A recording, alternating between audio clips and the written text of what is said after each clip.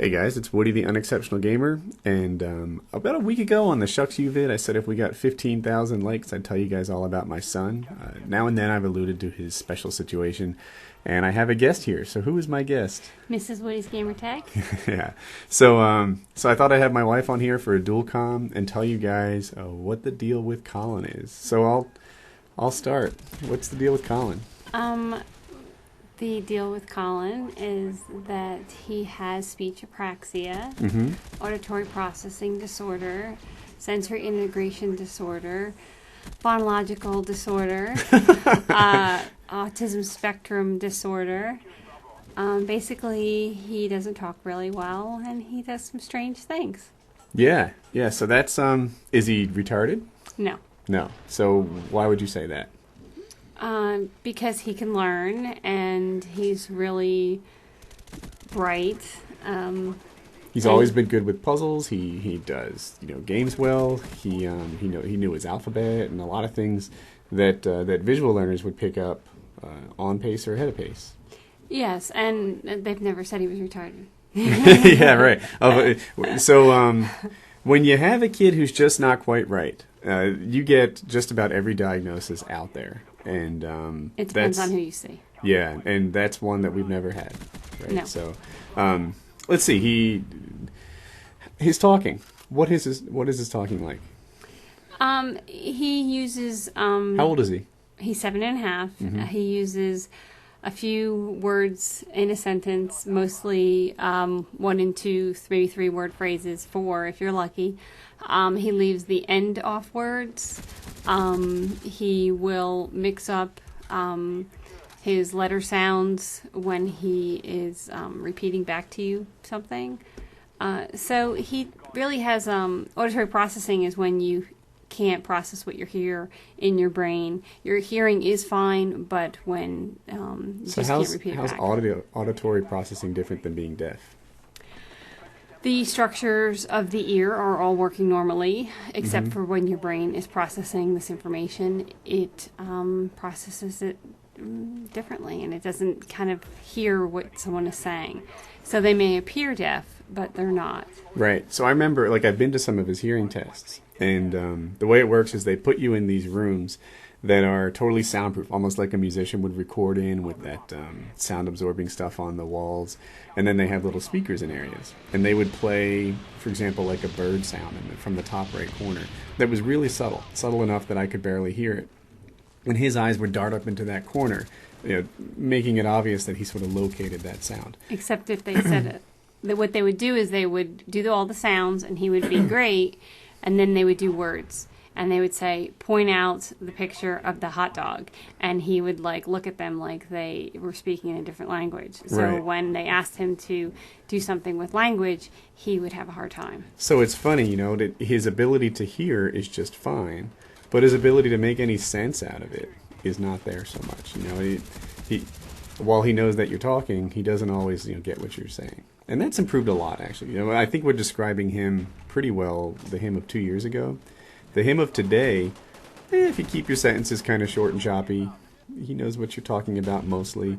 Well, I mean, if you're asking him to do something that at home and in a quiet environment, he's great. But Simple if you're asking him in a crowded room, and it's really loud, it's going to be harder to get him to do something because he has a hard time isolating sounds. So that's also part of the problem. Like when he was in school, he couldn't isolate the teacher's voice as well. Right, and that.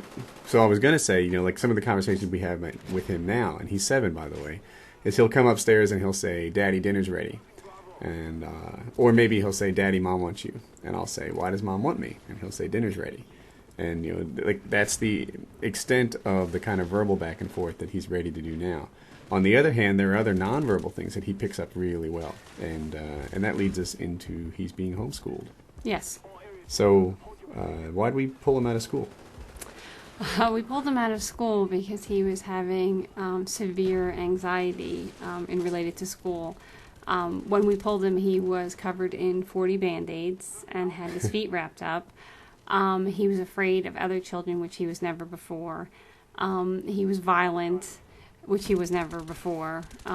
He was always very physical, but he was never violent. Mm-hmm. And he was being having to go home from school almost every day early because they couldn't handle him. And they wanted to kind of pull him out and put him in the special ed class all the time because at that point they couldn't handle him anymore. So it was just like, if you can't handle it, then we're just going to keep him. All right. So now you homeschool him. Yes. How are things now? He has no more Band-Aids. He is in many different homeschool play groups. We're actually going to Zoo Club tomorrow. He's so happy to be around other kids. His anxiety level is really good. Not that he doesn't get anxious about some things, but he's doing very well. He is doing very well academically with me, and I'm trying to think what else. He's happy. He wasn't happy before. He's doing well academically. I mean, what's he doing? We are using Singapore math to do his math work, and some people might know what that is, but pretty much it's math from Singapore. So there are a lot of people that do homeschooling. It's more popular than ever before. Well, I don't know, ever before. For all I know, in the 1600s, everyone did it. But there are these different organizations and books out there that can help you with it. So Singapore Math is one of them. It's kind of geared towards homeschoolers, and it allows it gives us kind of a schedule. You know, your teacher works pretty hard to come up with an itinerary and make sure that they follow it and cover all the things that people are supposed to learn in a given grade. Well, we can buy stuff like that where other people put it together for us, and then we just teach it. And that helps a lot if you're not, a teacher that knows what's supposed to be in there. You say, all right, here's an appropriate first or second grade curriculum. The other thing she talked about were the clubs. So with Colin, there are other people who homeschool, and there's Zoo Club, and he's in more than just Zoo Club. Can you rattle them off for me? He's in Zoo Club. We're also in a homeschool co-op group where we do special things on Fridays with kids around his age. And then we've gone on lots of field trips with the homeschool group in our area. Yep. So sometimes there'll be parents who have a specialty. Like maybe if one of the homeschool parents is a computer programmer and some other guy's a scientist or somebody else is an English teacher, and this is more true for the older grades, that they might help teach with that specialty that they know something about. In this case, I think, for his grade level, they just teach more basic stuff. So we did Egypt this last month, and so we wrapped them in toilet paper and made them mummies. And we'll be making pyramids next week. Those are the kind of stuff that we're it's from 5 to 9-year-olds, so they kind of have a huge age gap. Mm-hmm. The other thing that I have is that I signed up for Time for Learning, which is a great website that has different curriculum-based stuff on it and little activities for them to do, and it really charts everything. So Head Sprout is the reading program, which I love. Okay. So we have 2 kids. Was that always the plan? No, the plan was to have more children, but with Colin's issues, it kind of became obvious that we needed to kind of focus on him, and then not also take away from my daughter, who is absolutely excellent with Colin and is a big help.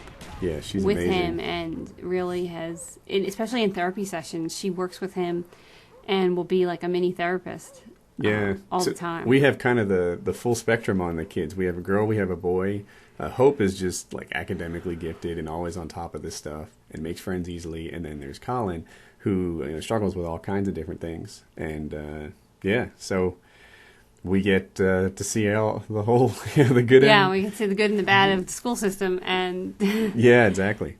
So there's a little insight into my son. I see the video is over, but you guys asked for it, and that's what he's like. So I hope that you enjoyed.